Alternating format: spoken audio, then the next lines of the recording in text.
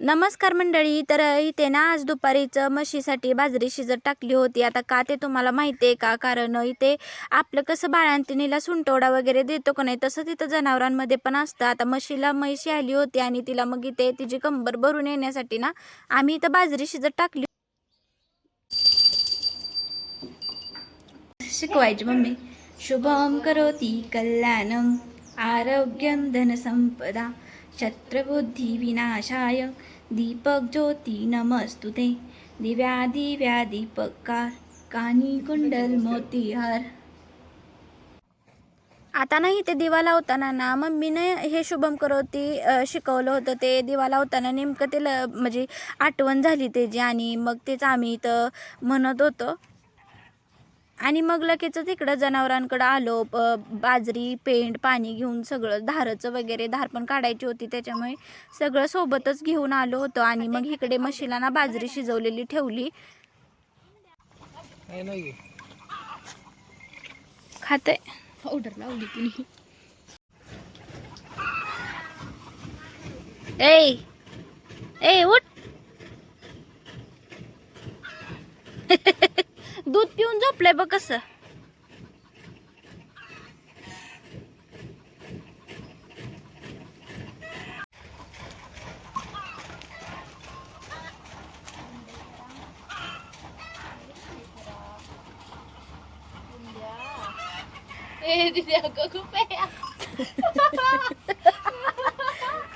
गुंडेश्वरा.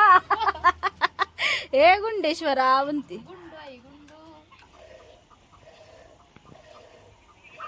कसं काम चालू झालंय? टाकधारा काढधारा. रोज एक काम वाढलं. रोजचं काम कमी होतं त्यात एक वाढला.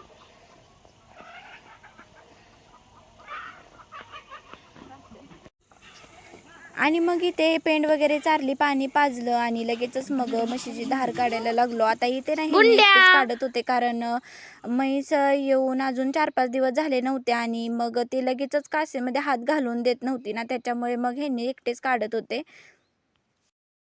आता इथे ना आमच्या म्हशीच्या गुंड्याला ना दूध प्यायचं सुद्धा कळत नव्हतं. असं ढकलून त्याला दूध प्यायला पाठवावं लागत होतं.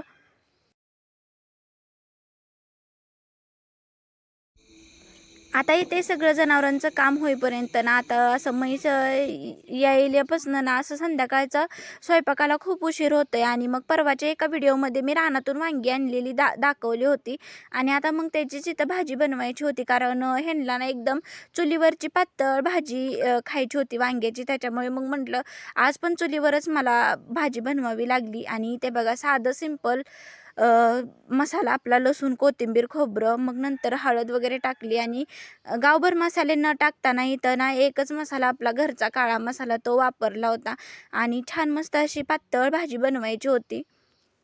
आता इथे ना तुम्हाला कुठल्या प्रकारची वांग्याची भाजी आवडतं, म्हणजे भरीत आवडतं, खारं वांगं आवडतं की असलं एकदम पातळ तिखटवाला आवडतं की तिखट सुक्कं वांगं आवडतं, हे मला नक्की कमेंट करून सांगा बरं का.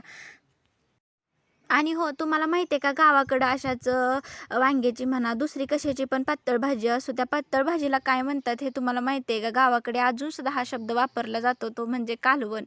कालवण हा शब्द वापरला जातो. भाजीला आपण भाजी म्हणतो, पण म्हाताऱ्या बायकांना अजून म्हणतात पातळ कालवण बनवले, वांग्याचं कालवण बनवले असं.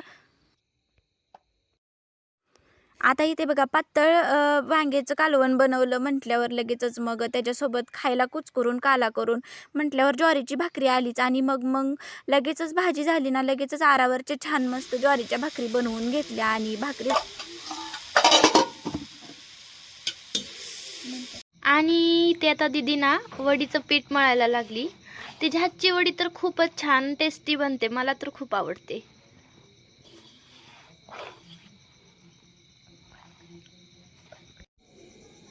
आता इथे ना कोथिंबिरीच्या वडीचं पीठ तर मळून झालं होतं. छान मस्त घट्टसर असं पीठ मळून घेतलं होतं आणि ह्याच्यामध्ये ना वेगळं असं काही वापरलेलं नाही बरं का. बेसनचं पीठ छान मस्त रानातनं आणलेली कोथिंबीर धुवून चिरून घेतली होती आणि त्याच्यामध्ये ना लसूण, मिरची, कोथिंबीर, जिरे ह्याचं वाटण करून घातलं होतं आणि 1-1.5 चमचा ना इथं हळद पण घातली होती आणि मीठ एवढंच घातलं होतं. बाकी काहीच नव्हतं वापरलेलं आणि इथे बघा अशी उकडायला ठेवली वडी आणि छान उकडली होती आणि आता मस्तच ह्याला ना भाकरी केलेल्या त्याच तव्यामध्ये इथं फ्राय करायच्या होत्या वड्या आणि छान मस्त जेवढ्या दिसायला छान आहेत ना तेवढ्या टेस्ट पण त्याची छान होती. तर कसा वाटला व्हिडिओ ते नक्की कमेंट करून सांगा. बाय.